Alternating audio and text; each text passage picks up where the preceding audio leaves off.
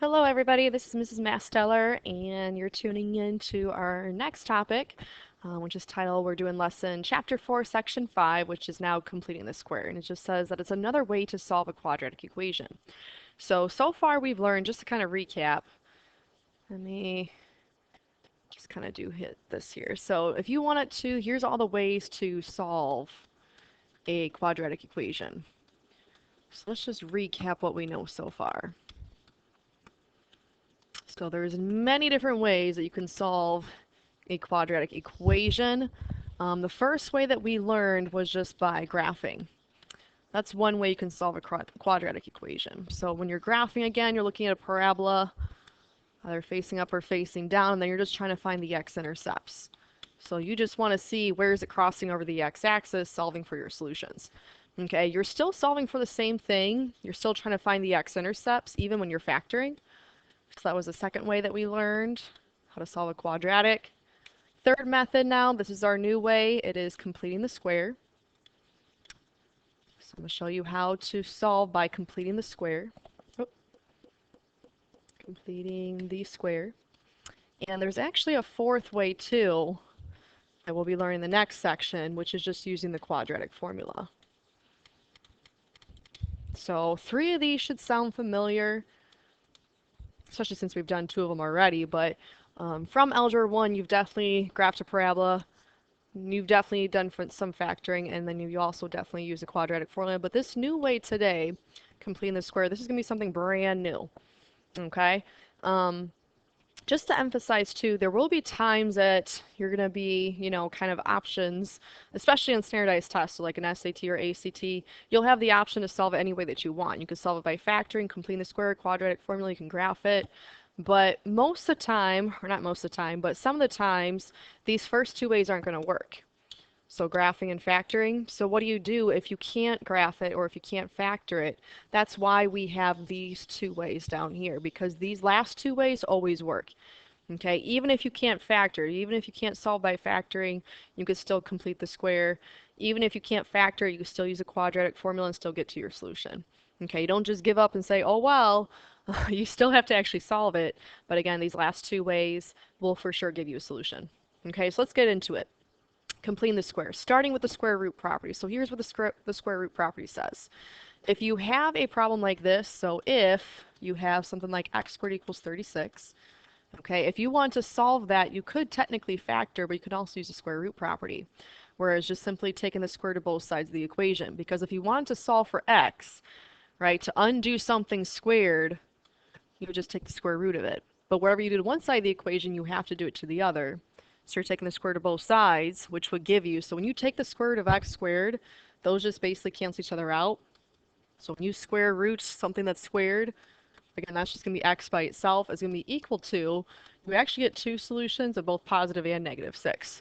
Okay, so I'm going to say if this, then x would equal positive and negative 6. Because if you plug those back in and actually check them, if you plug positive 6 back into the problem, I'm saying that positive 6 squared is 36, which is obviously true.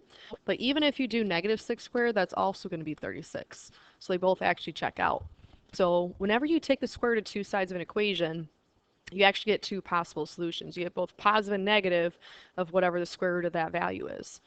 Okay, so we're going to be kind of using that in these first 6 examples, but just even getting started, looking at problem number 1, okay, I want to give you guys a different approach to this problem. On the left-hand side, for all 6 of these first problems, you actually have a perfect square trinomial. Okay, so again, we're not factoring or anything, not quite yet, but instead of, setting it equal to 0 and going through the factoring steps, again, the left-hand side is already a perfect square trinomial. So just think about it. Over here, x squared plus 14x plus 49. Just think about what 2 numbers multiply to be 49 and add to be 14. So I am asking you to factor just the left-hand side. Well, 2 numbers that multiply to be 49 and add to be 14 is 7 and 7. Okay, so the left-hand side would factor into x plus 7 and another x plus 7. Where nothing's happening over to the right-hand side, that's just 9. Okay, so we replace the original trinomial with x plus 7 and x plus 7.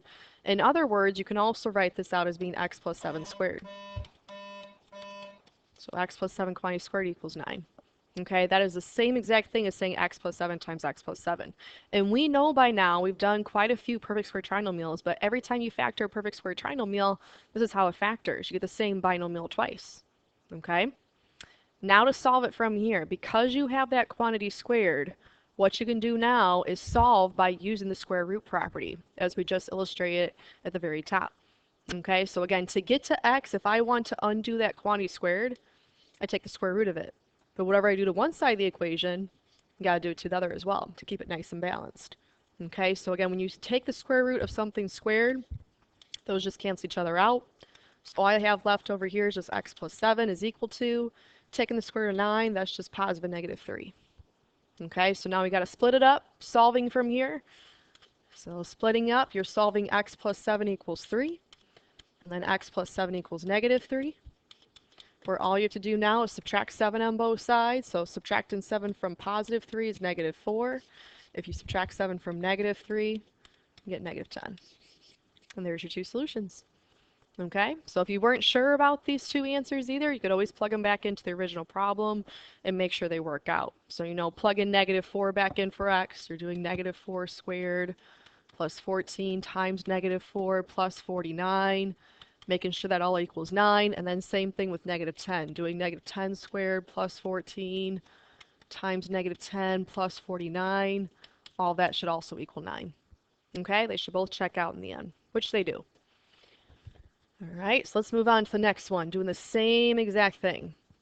So again, on the left-hand side, this is already a perfect square trinomial.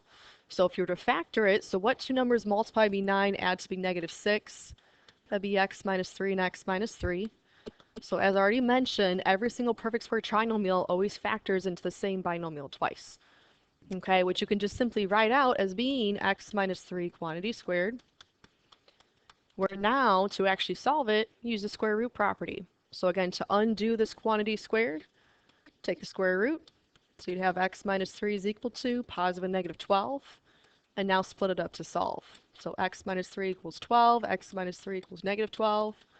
And then just add 3 to both sides. So if you add 3 to positive 12, you get 15. If you add 3 to negative 12, you get negative 9. And again, you can always check it, plug it back into the original problem, make sure they actually work. Okay, number 3, same idea. So again, factoring this left-hand side would just factor into y plus 6, y plus 6. So two numbers that multiply to be 36 and add to be 12 is obviously 6 and 6, which is y plus 6 quantity squared equals 7. And now we just got to solve it. Okay, so we got it factored, it's all set up. Use the square root property from here. You get y plus 6 equals positive and negative square root 7. So you can't actually take the square root of 7. You would get a decimal. Which there's nothing wrong with having a decimal as your solution, but since we are in Algebra 2, most of your teachers probably prefer you to actually write your answer and just leave it in radical form. Okay, so I'm just going to leave my answer in radical form, which there's only one more thing you'd have to do. Okay, if you want to, you can go ahead and split it up, just like we did the first two problems. Let me kind of show you. So you'd have y plus 6 equals positive square root 7, then y plus 6 equals negative square root 7. Where all you have to do from here then is just subtract the 6. But when you subtract 6, your answer is going to be negative 6 plus square root 7. Subtracting 6 here, you'd have negative 6 minus square root 7.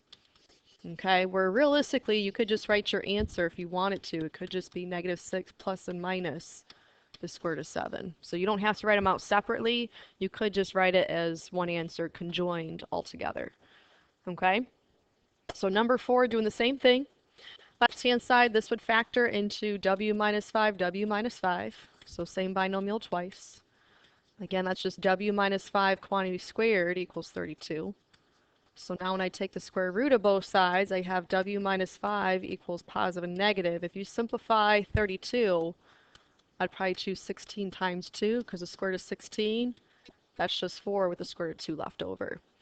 Okay, and again, if you want to split it up at this step like I did in the previous problem, you could, or you could just simply add the 5, get w by itself. So you'd have w is equal to 5 plus and minus 4 square root 2. You just leave your answer like that. Okay, or if you want to separate the two answers, it'd just be 5 plus 4 square root 2 and then 5 minus 4 square root 2. So it's the same thing either way. Okay, Number 5, looking at this one, again, if you factor your perfect square trinomial on this side, this would factor into a 3x minus 4 and another 3x minus 4. So where I'm kind of getting these numbers from, the square root of 9x squared, that's 3x, so that goes in the front of each term. And then 16, the square root of that would be 4, so that goes in the back. And the minus sign just comes from that middle term. So since it's minus 24x, so if that was plus 24x, it would just be 3x plus 4, 3x plus 4. But since it is minus, each one's going to have a minus sign, which again is just obviously 3x minus 4 quantity squared equals 25. And now we just solve. So I square root both sides, 3x minus 4 equals positive and negative 5. Since we don't have a radical left in our solution, we can actually go through and solve and finish this out.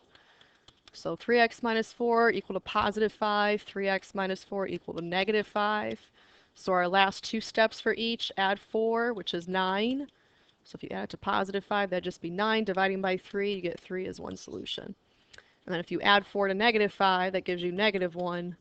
Dividing by 3 gives you negative 1/3. Okay, so last one, number 6. For this one, so how this would factor, this would just be 2x minus 9, 2x minus, or not 9, sorry, that should be a 7. 2x minus 7 and 2x minus 7 equals 5. So again, square root of this is 2x, square root of this is 7, and then minus sign comes from the middle. So 2x minus 7, 2x minus 7. So that's just 2x minus 7 quantity squared equals 5. Square rooting both sides, you'd have 2x minus 7 equals positive and negative square root 5. Okay, so how do we solve it from here? Add 7 to both sides, so 2x equals 7 plus and minus square root 5, and then just divide everything through by 2. So you could just leave your answer like this. Again, that is 2 answers right there, 7 plus square root 5 all over 2, and then 7 minus the square root of 5 all over 2. Okay? So that's pretty easy, especially because you already had a perfect square trinomial.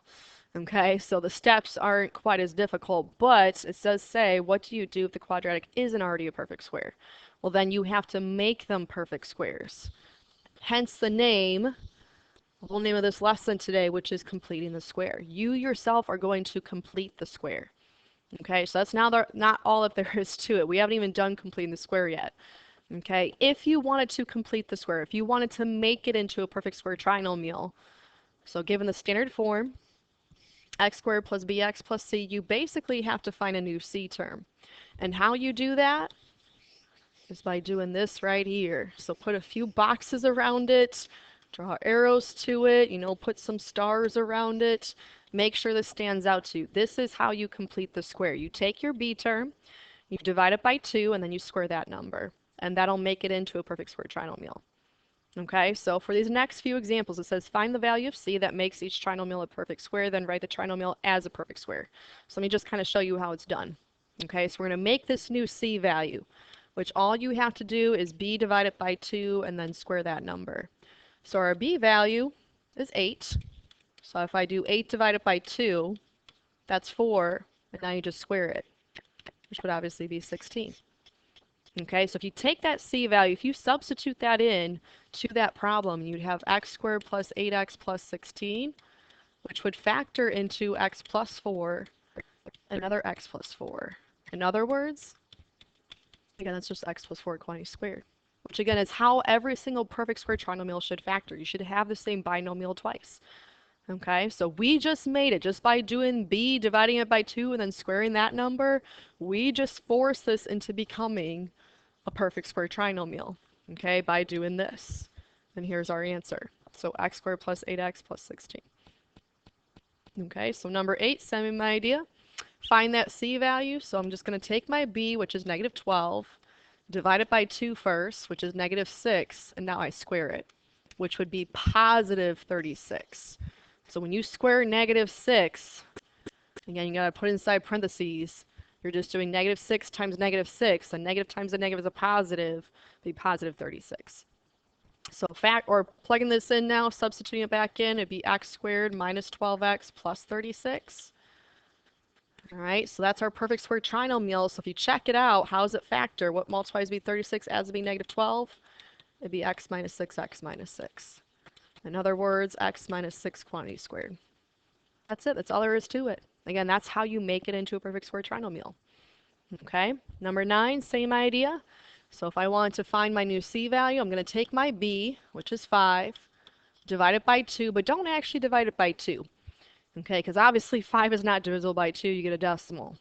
Instead, keep it just 5 over 2, and now just square this number. So 5 over 2 squared, you got to square each term, which would make this 25 over 4. That'd be your new c value.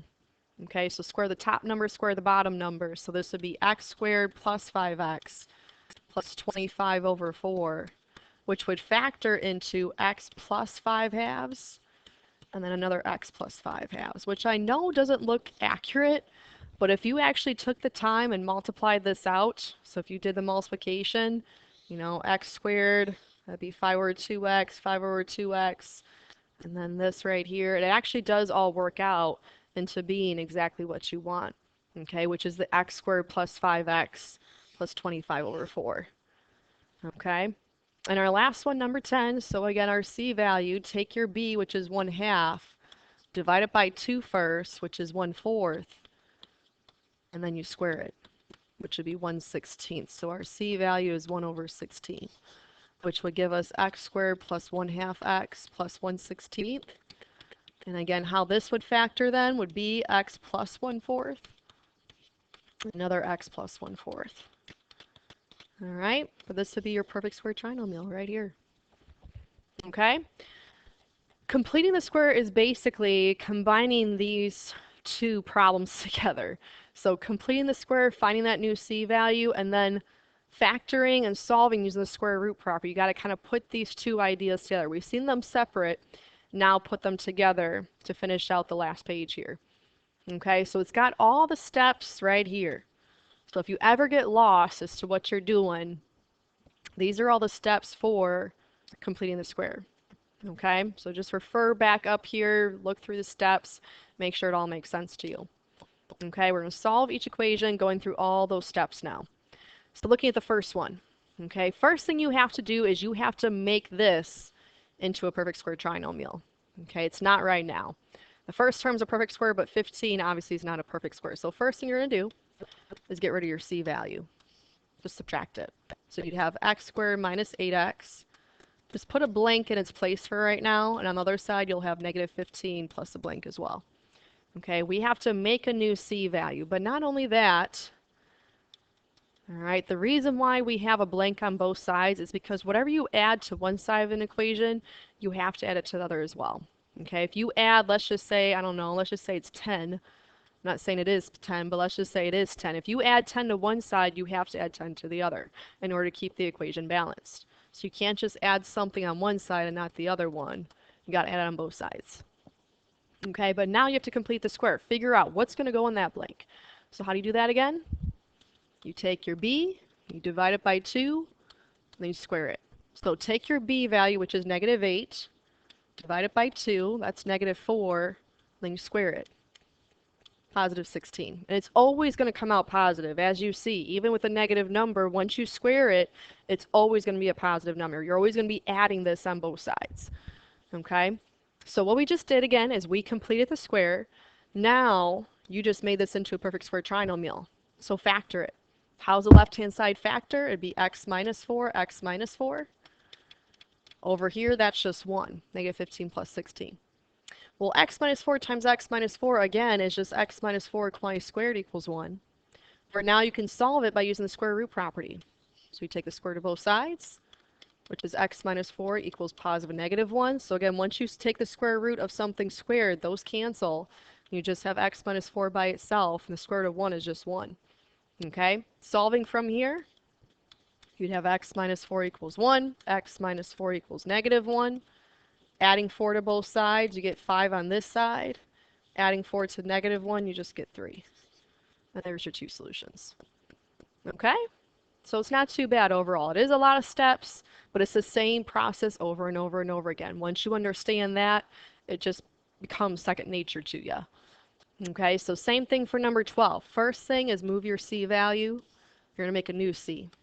So x squared plus 12x plus a blank. Over here is negative 11 plus a blank. Okay, fill in your new c value. Take your b, which is 12, divide it by 2, that's 6, and now square that number. That'd be 36 on both sides. Okay, again, we just completed the square. Now factor this side. That would factor into x plus 6, x plus 6. The right-hand side, that's just 25. So this would be x plus 6 quantity squared equals 25. And now we got to solve it from here. Okay, so solving, take the square to both sides. So you'd have x plus 6 by itself now. This would be positive negative 5. Again, these just cancel each other out. Solving, split it up. X plus 6 equals 5. X plus 6 equals negative 5. So if you subtract 6 from 5, that's negative 1. If you subtract 6 from negative 5, that's negative 11. There's your two answers. Okay, I just want to point out with these first two problems, since we got these nice clean answers, technically those problems were actually factorable right from the very beginning. Okay, I didn't really have to go through all of completing the square, but we did, because obviously we're trying to learn a new skill. But let's just say from the very beginning, if you wanted to factor this, just think about what two numbers multiply to be 15 and add to be negative 8. That'd be negative 5 and negative 3. Take a look at our two answers that we got. So if you set x minus 5 equal to 0, you get x equals 5. X minus 3 equal to 0, x equals 3. Same thing for number 12. This was completely factorable right from the very beginning. What multiplies to be 11 adds to be 12? 11 and 1, right? So again, look at your two answers. X plus 11, if you set that equal to 0, you get x equals negative 11. X plus 1 equal to 0, you get x equals negative 1. Okay, but as I mentioned previously, they're all not going to be factorable. Like number 13 is an example. There is no way, shape, or form that you can actually factor this. There are no two numbers that multiply to be negative 6 that also add to be 2. Doesn't exist. Okay, so what happens if you can't factor it? Again, there's still an answer. You just need to solve it a different way. You can't do factoring. That's out of the question. But what else can we do? We can complete the square. Okay, so first thing you're going to do, again, is move your c value. You're going to make a new c. So after the 2x, put a blank. You have 6 plus blank over here. So again, take your b, which is 2, divide it by 2, which is 1. Squaring that number, well, that's still just going to be 1. Okay, so how does the left-hand side factor now? Be x plus 1, x plus 1. Same binomial twice. You get 7 over here. So that's x plus 1 quantity squared equals 7. And now you're ready to solve. So take the square to both sides. So you'd have x plus 1 equals positive and negative. That's just going to stay square root 7. So we get an irrational solution, basically. Okay, if you got a radical left in your solution like we do here, it's going to be irrational. So the last and final the last thing you'd have to do to get to your solution, just subtract the 1. And again, you could just leave your answers like this. Negative 1 plus and minus the square root of 7, which again is technically two solutions. If you want to rewrite them separately, you could just say negative 1 plus the square root of 7 and then negative 1 minus the square root of 7 as your two solutions. Or just leave them together as one. Okay, doesn't matter either way. All right. So far we've done 3 problems completing the square, going through all the steps. Number 14, you should notice something different about this one. What makes 14 and 15 so different? What's popping off to me is that a value. You have a 2x squared, you have a 3x squared. If you are ever going to use completing the square, you can only use it if it's a 1x squared. So if you don't have 1x squared, you got to make it 1x squared. So looking at problem number 14, if you want that to be a 1x squared instead of 2, you got to divide everything through by 2. Okay, so you got to divide everything by 2. Again, if you're dividing one term by 2, everything has to be divided by 2. So that's going to give us 1x squared like we want, minus 5 over 2x plus 3 over 2, and this is obviously still going to be 0. Okay, now we're ready to start completing the square, but obviously we got some nasty fractions, but we can deal with it. Okay, so starting off, subtracting 3 over 2. So I'm going to move this. We're going to put a new c value in its place. So we're going to have x squared minus 5 over 2x plus a blank. This will be negative 3 over 2 plus a blank. Okay, so now we have to complete the square. So I'm going to take my b value. I'm going to do it over here on the side. So I'm going to take negative 5 over 2 divided by 2, which is negative 5/4. And now you got to square it. So that's going to give me 25 over 16, positive 25 over 16. So I'm going to add that to both sides. Okay, so how is the left-hand side going to factor? Here's kind of the quick and easy way. You already know it's going to be two of the same binomial, so you might as well just set it up, quantity squared. Square the first term is x, square the last term is 5/4. Minus sign comes from the middle. So it'll be x minus 5/4 and then another x minus 5/4. The right-hand side, if you add these together, so if I do negative 3 over 2 plus 25 over 16, well, you need a common denominator, which would be 16 in this case. But to make a 2 into a 16, you'd have to multiply this one by 8. So negative 24 over 16 plus 25 over 16, that would just give you 1 over 16 once you add them. Okay, so we complete the square, we factored it. Now we got to start solving. So you take the square root of both sides, which is going to be x minus 5/4 equals positive and negative 1/4. So if you take the square root of 116, you're taking the square root of 1, you're taking the square root of 16 separately, so that's just going to be 1/4. Okay, solving from here, you have x minus 5/4 equals 1/4, and then x minus 5/4 equals negative 1/4. So if you add 5/4 to both sides, so 1/4 plus 5/4 would just be 6/4, but that just reduces down to 3 over 2. And then if you add 5/4 to both sides with a negative 1/4, that would just be 4 over 4, which is just 1 as your final solution. Okay, so I'm sure factoring doesn't look too bad at this point, but this is what you'd have to do to complete the square. So same thing for 15. You'd want to start off dividing everything by 3, and then moving your c value, making a new c, yada yada, going through all the same steps. Okay, but you've seen 14. I think I'll okay on 15. We'll skip that one. Okay, just going down to the bottom portion, which the only difference with these now, it says complex zeros. So that would mean that these answers should come out to have an I in their solution. Okay, all three of these, they should come out with an I. So for number 16, starting off the same way, move your C value. You're going to make a new C. So plus a blank, negative 13 plus a blank. So make your new C value, take your B, divide it by 2.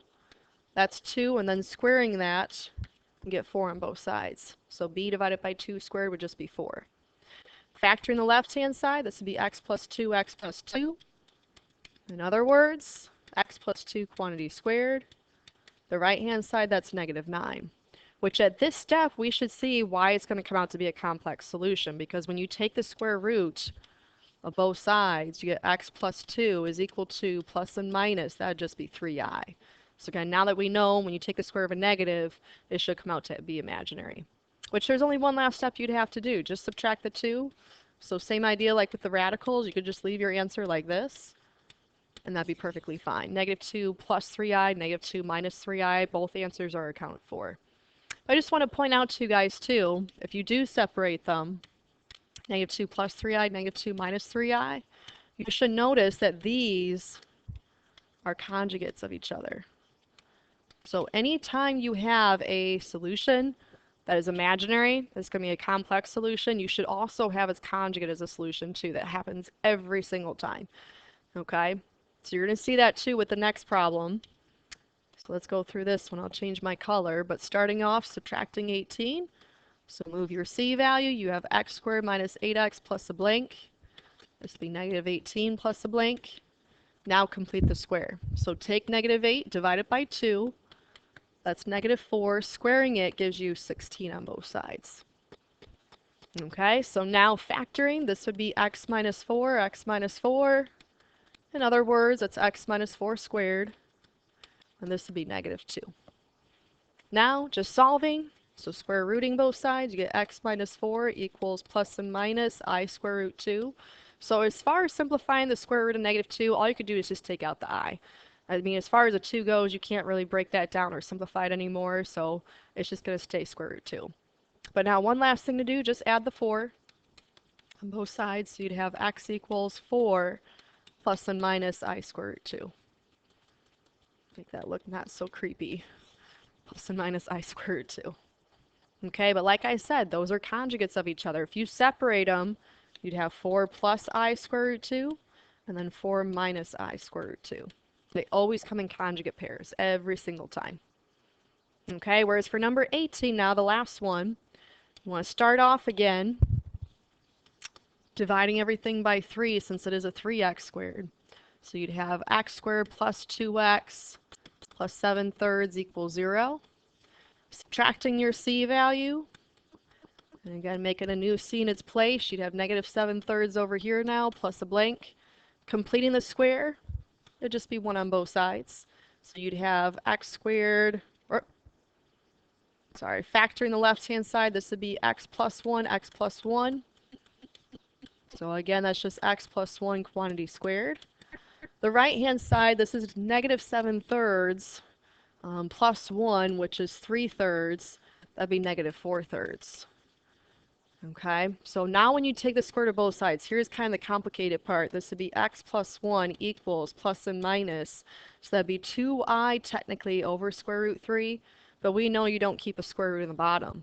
So you'd have to rationalize your denominator, multiplying by square root 3 over square root 3. So that'd be plus and minus 2i square root 3 over 3 technically.